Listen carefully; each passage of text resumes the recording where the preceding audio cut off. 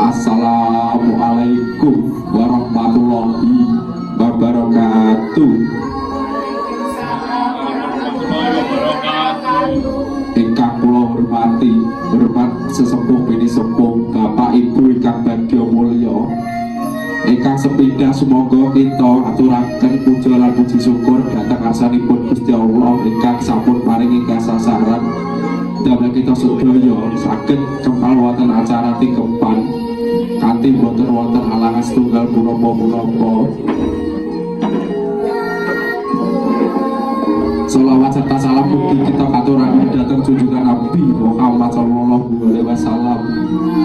Mugi kita sedaya angsal syafaatipun wonten ing yaumil akhir.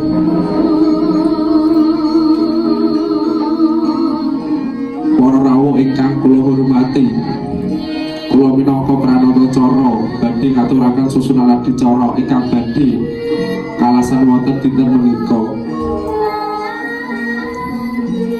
Adicara ingkang sepindhah yaiku sungkeman, adicara kaping kalih niku siraman, adicara kaping 3 yaiku pecah pamur, adicara kaping sekawan yaiku brojolan, adicara kaping gangsal yaiku sigaran, adicara kaping 6 yaiku samingan, adicara kaping 7 yaiku rujaan, lan adicara terakhir yaiku penutup.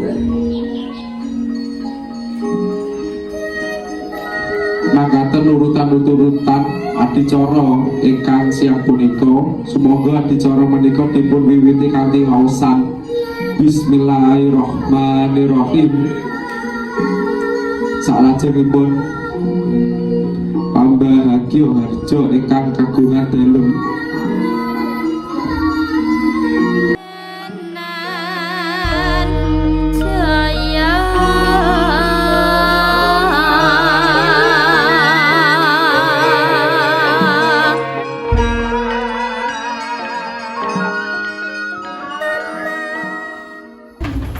Assalamualaikum warahmatullahi wabarakatuh. Waalaikumsalam warahmatullahi wabarakatuh. Para sesepuh, para rawuh sedaya ingkang kula hormati, kawula sekeluarga ngaturaken punuwun saged awit panjenengan kersa rawuh ing griya kula kangge nderek upacara tingkepan menika. Kula nyuwun donga pangestu mugi ibu ingkang ngandhut lan jabang bayine tansah pinareng kesehatan lan kelancaran palaron dening Gusti Allah Subhanahu wa taala. Kula ugi nyuwun pangapunten menawi wonten kirang langkung wonten ing panyebut panjenengan. Matur nuwun sanget. Wassalamualaikum warahmatullahi wabarakatuh.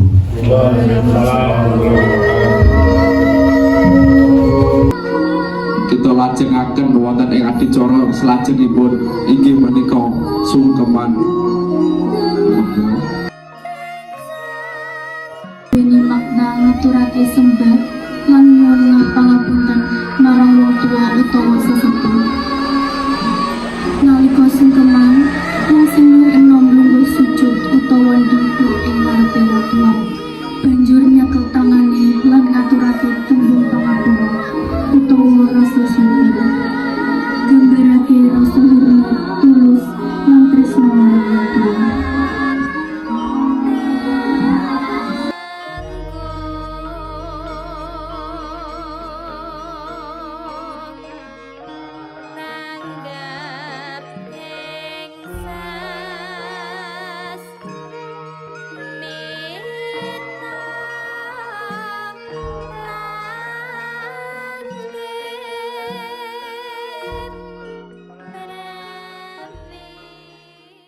adicara salajengipun inggih menika adicara siraman. Pertama, ing upacara timupan iku salah siji prosesi adat Jawa sing makna ing seiji lahir batin kanggo ibu sing nyambut umur 7 wulan. Siraman iku saka tembung siram utawa atus lan ing tepat duweni arti nyecekake calon ibu lan jepit bayi saka rangkep lan Allah supaya proses kelahiran lancar lan selamat.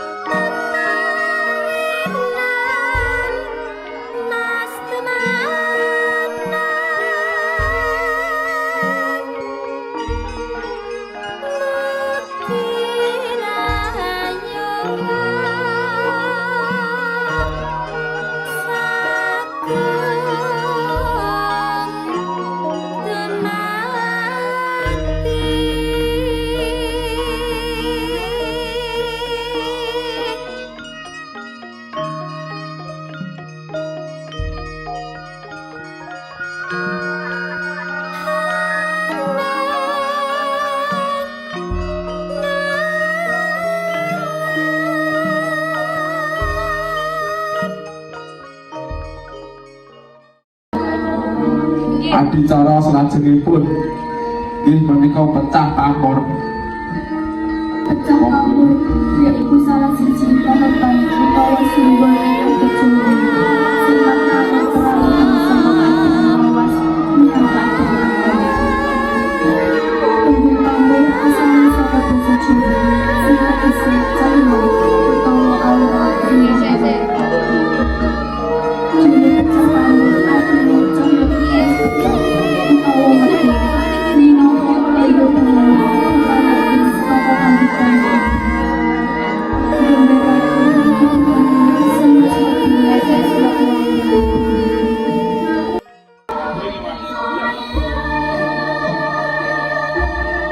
Adicara kaping sekawan inggih menika adicara brojolan.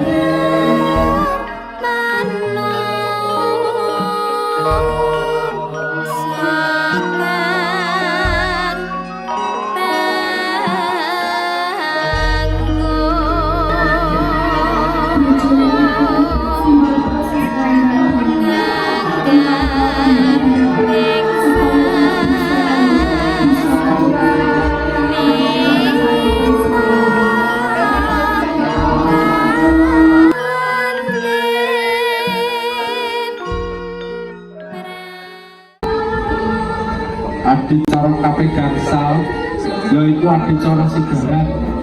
Monggo. Sigaran. Tiga. Saka panitia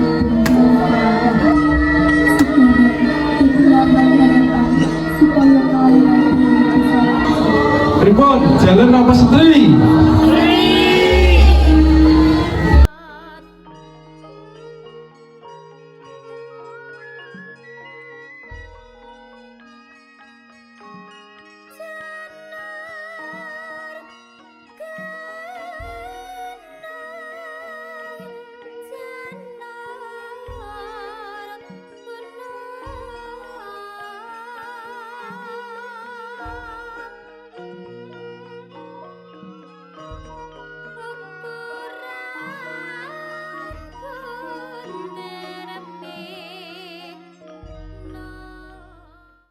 Nggih, adicara salajengipun inggih menika adicara nyampingan.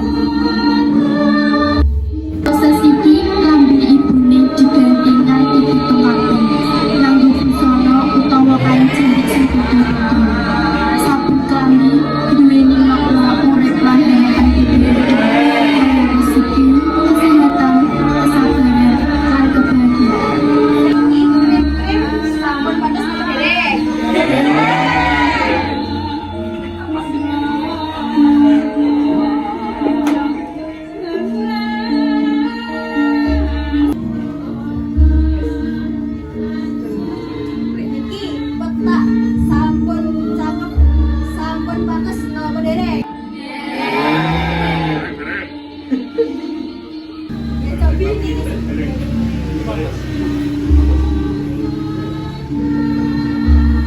Iki sampun pantes napa dereng? Sampun.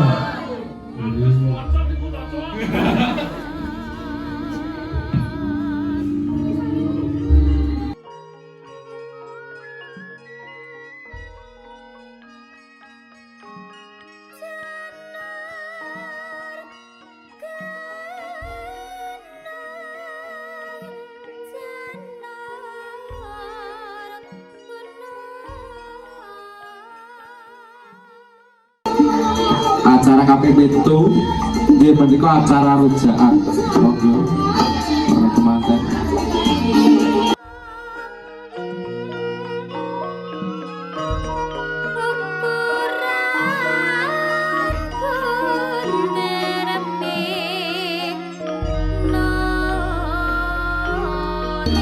Rujaan gambarake campuran rasa urip ana sing legi, kecut, pedes lan asem. Maknane urip iku kedak rasa lan calon iku kudu siap ngadepi campuran urip lan tetap sabar lan ikhlas.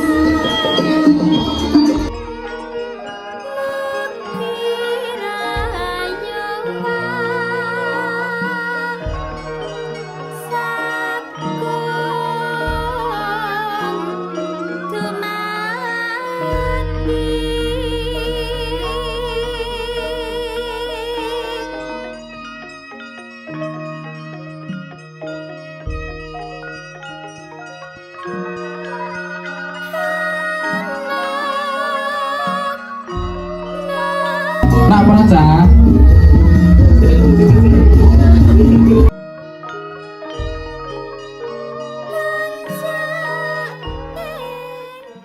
Adicara ingkang pungkasan inggih menika adicara selamatan lan doa ingkang dipun pimpin dening saudara Bapak Doni kula sumanggaken.